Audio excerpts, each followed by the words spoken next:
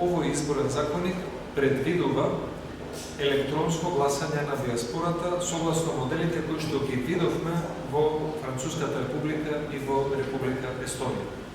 Ваквото електронско гласање на диаспората цениме дека е многу важно и за нивното учество со гласање на изборите за председател на државата и нивното учество со гласање за избор на пратеници. Законот не е со 80 гласа, се носи со апсолутно мнозинство, но во секој случај не би сакале да биде донесен со што поширок консензус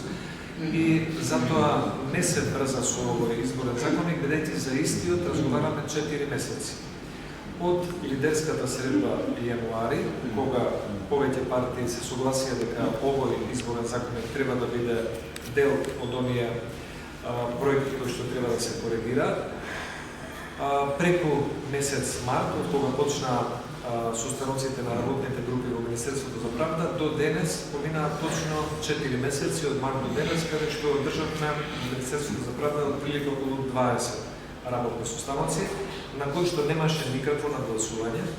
немаше никаква мајоризација,